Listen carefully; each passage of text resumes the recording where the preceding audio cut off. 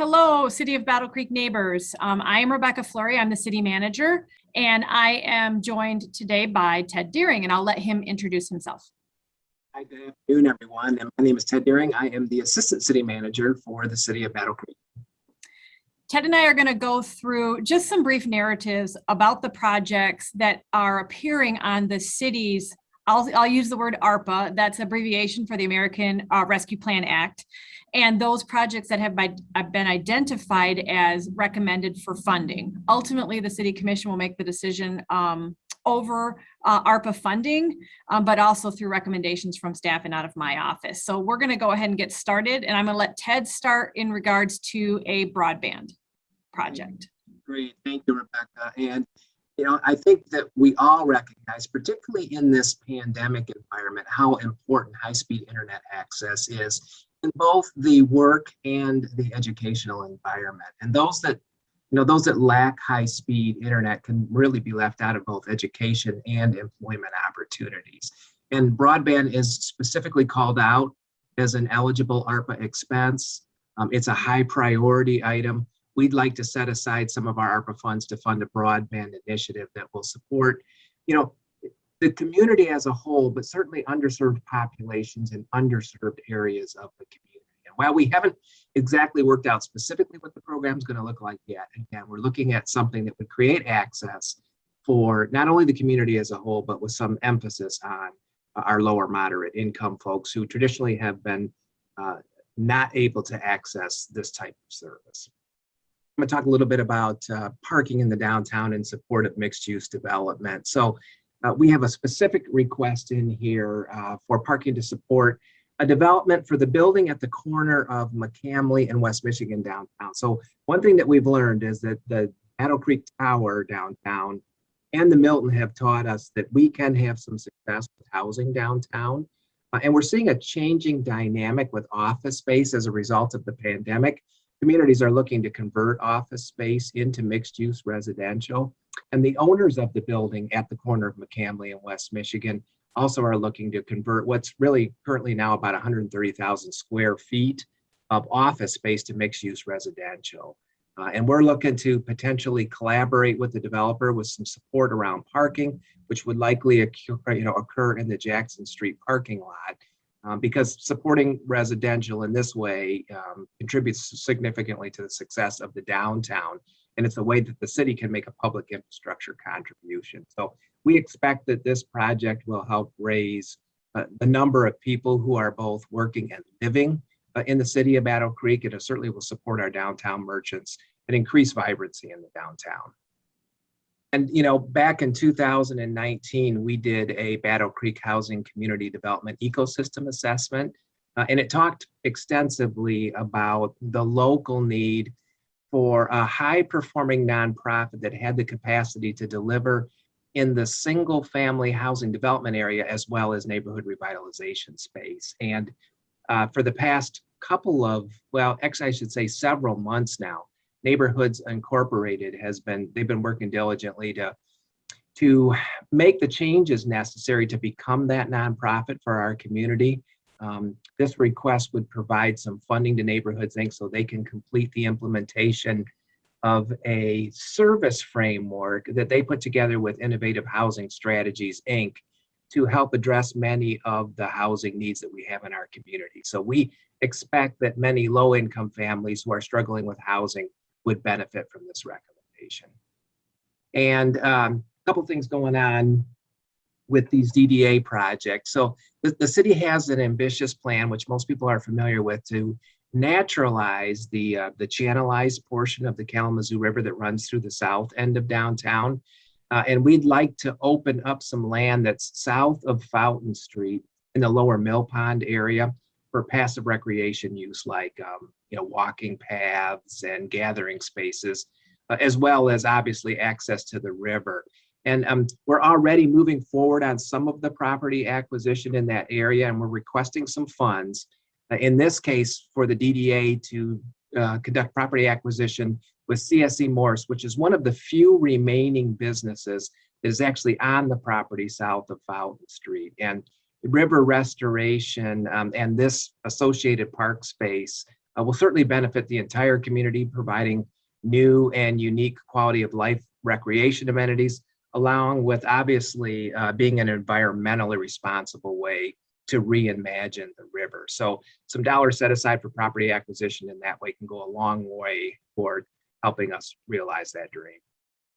A couple of projects in here for Kellogg Arena. Maybe I'll just hit them both right now. First, I'm going to talk, for the Kellogg Arena, some of the most impactful events they do are amateur sports and related events. And those events are typically multi-day, family-oriented events that bring a flood of tourism dollars into our community. And they contribute significantly to the vibrancy of our downtown. So to support those events, we need to replace the aging sports court at the arena. And sports court is a multi-use temporary flooring that's well suited for a variety of events, like gymnastics, for example. And gymnastics is an area where we've seen a tremendous amount of growth in recent years.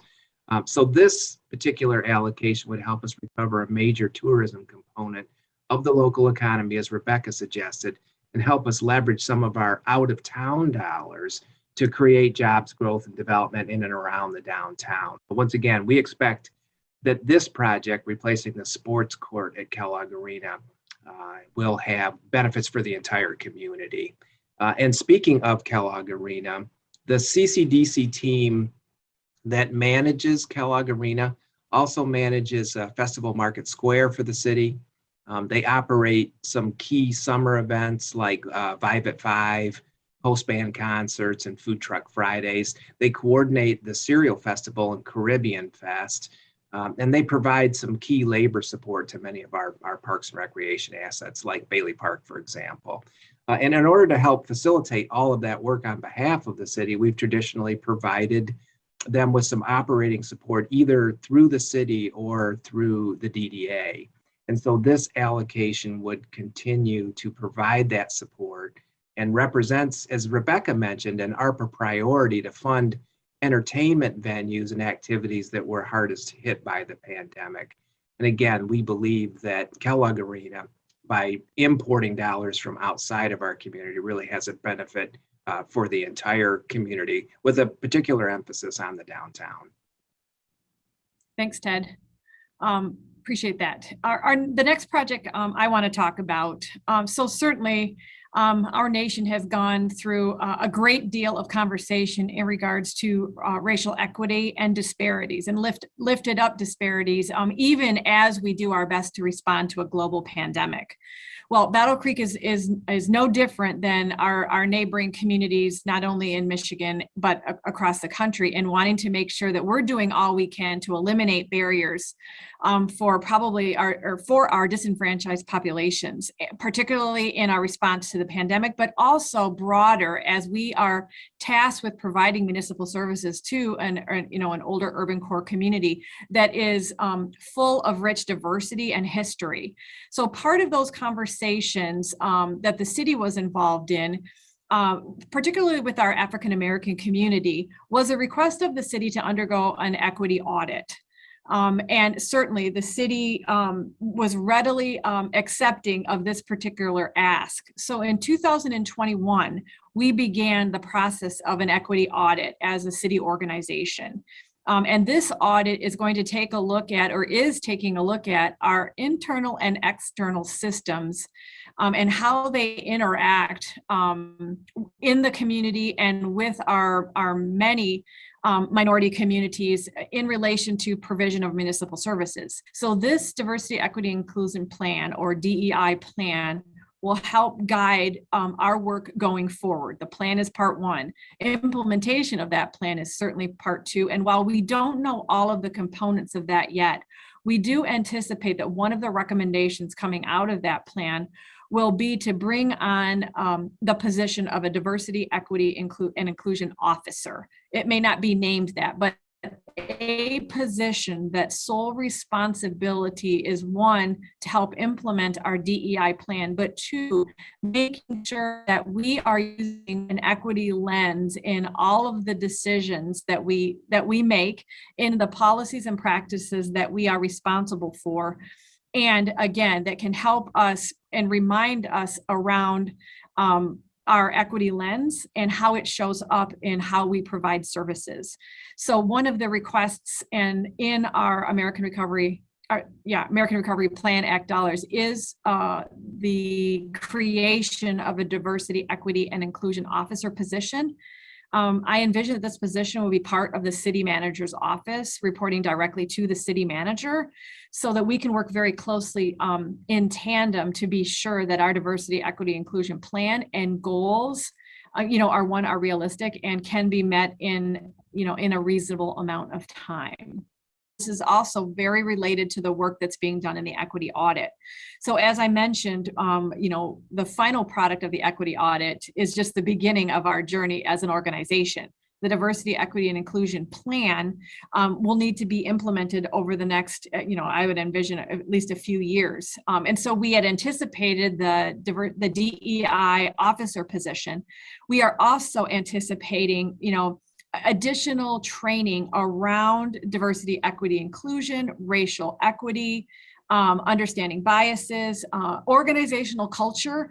We know that DEI plan will talk about the organizational culture we have, not only in the police department, but as the city as a whole. And there may be some things that we should address and give our employees tools to help address as we learn how to basically provide municipal services differently. The pandemic has changed us. Certainly we've had to rely on technology for a lot of things.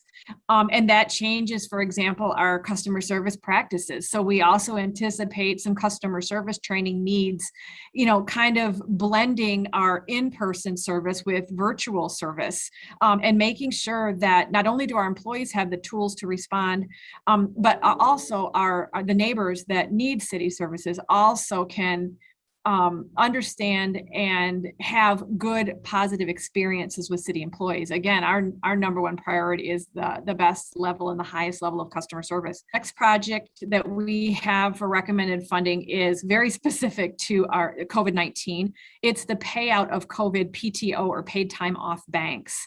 Certainly, when the pandemic first hit, there were a lot of public health orders coming out. There was a lot of orders coming out from the governor's office about stay home, stay safe, and closure orders.